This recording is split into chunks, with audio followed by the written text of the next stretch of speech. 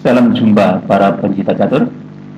Kali ini kita akan ulas partai antara Bobby Fischer melawan Samuel Rzepski.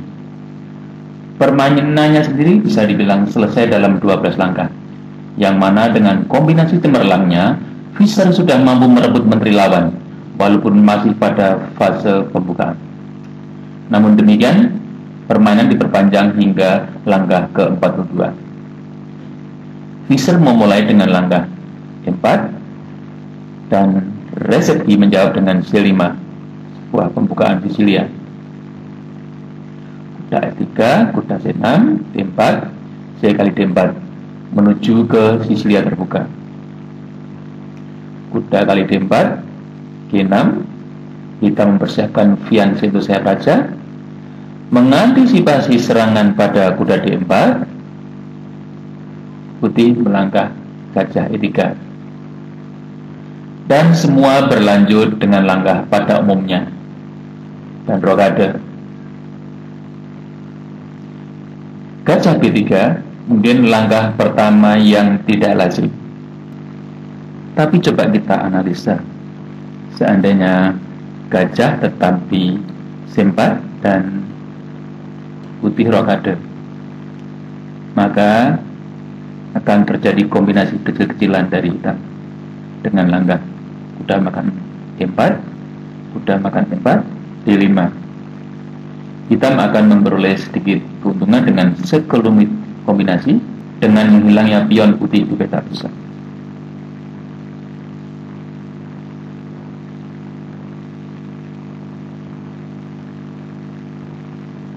Yang penting hitam harus paham betul kapan saat harus melakukan kombinasi. Coba kita perhatikan seandainya hitam posisi raja masih di peta aslinya. Di sini hitam tidak bisa makan pion di E4. Kenapa? Karena bila berlanjut dengan kuda makan E4, D5, gajah D5, pion makan kuda,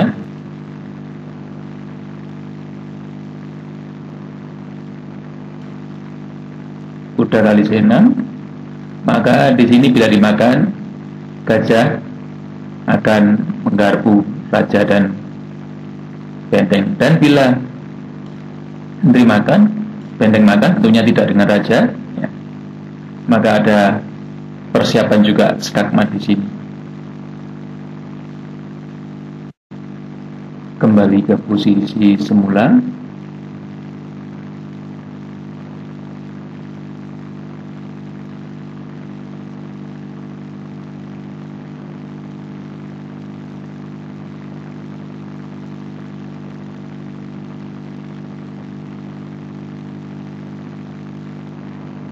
Hitam melanjutkan dengan langkah A5. Nah, inilah langkah hitam yang keliru. Di sini bagaikan memiliki mata elang, Fischer bisa menemukan mana titik lemah dari posisi hitam. Para pencinta catur sekalian, coba Anda mendeteksi mana kelemahan hitam di sini. Kalau perlu, videonya dihentikan sebentar atau di pause dan coba cari mana kelemahan dari posisi hitam. Coba saya hitung sampai 5 kali.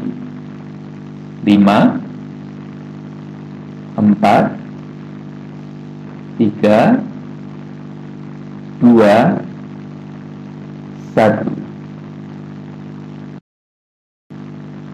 Apakah Anda melihat langkah E5? Nah, kalau Anda melihat itu, berarti Anda juga cukup jenius.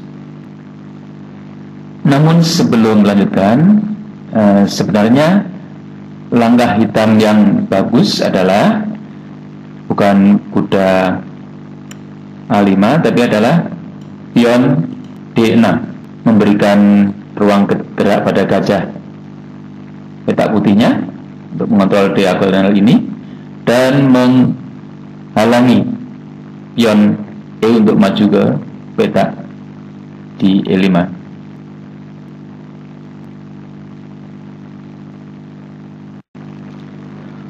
Kuda ke A5 bisa dibilang langkah yang terburu-buru, karena dalam posisi ini kuda hitam sulit mencari petak yang nyaman. Kalau ke G4 tentunya nggak bisa karena akan dimakan menteri. Mungkin H5 masih mungkin, tapi juga akan diserang dengan pion G4 dan kuda akan segera melayang. Bila kuda makan B3, pion makan F6, kuda makan benteng, pion makan gajah. Saya kira satu-satunya adalah kuda makan pion, skak, dan dilanjutkan nanti putih masih tetap unggul.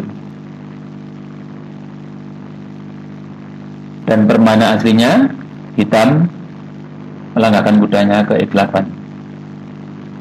Nah, sekali lagi untuk yang kedua kalinya, Visser dengan menggunakan mata elangnya mampu melihat titik lemah dari pertahanan hitam. Coba Anda cari di mana titik lemah hitam itu dan langkah apakah yang paling bagus dari putih.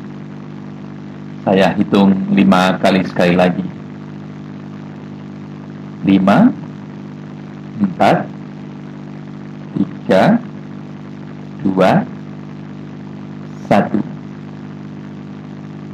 Nah, bila Anda melangkahkan gajah makan F7 skak, berarti pemikiran Anda sama dengan Visser. Baik dimakan dengan benteng atau raja, maka jawaban putih tetap sama, yaitu kuda E6. Namun demikian, permainan berlanjut dengan raja makan F7. Kita menjadi dengan kuda E6. Kita lihat di sini, menterinya tidak ada yang melindungi, sementara petak-petak pelariannya C7 dan B6 dijaga oleh gajah dan kuda. Coba, apa yang terjadi bila seandainya raja memakan kuda ini? Maka akan terjadi skakmat terhadap raja hitam. Satu-satunya langkah adalah ke F5,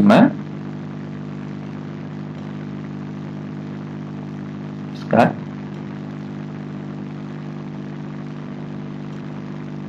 skak.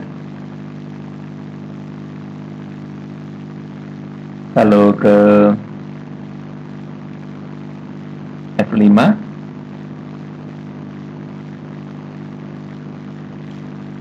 tentunya skakmat sini. Dan bila ke H5, maka menteri ke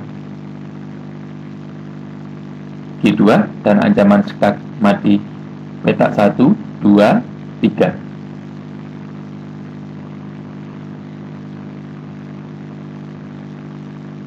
Dan permainan aslinya kita melangkah dengan pion makan kuda dan menteri makan menteri hitam. Bisa dibilang permainan sudah selesai di sini karena menteri hitam sudah melayang dan nilai buahnya saya kira juga sangat tidak imbang.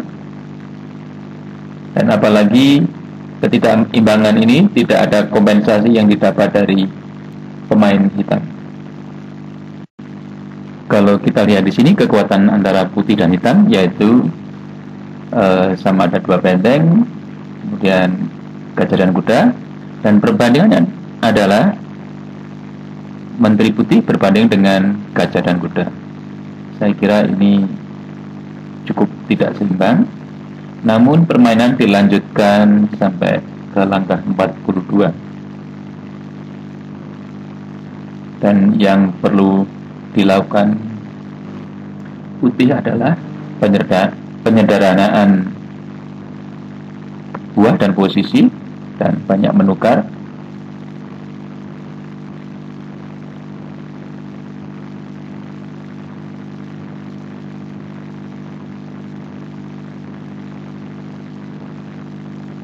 Putih berusaha menyederhanakan nilai buah dan posisi.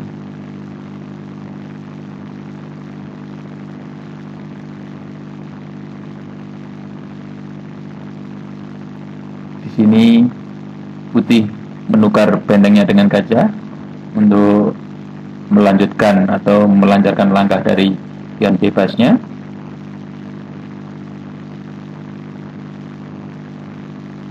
Lebih disederhanakan lagi, dan sampai di sini kita menyerah. Baiklah para pecinta catur, itulah pelajaran kali ini. Sampai jumpa di video tutorial berikutnya.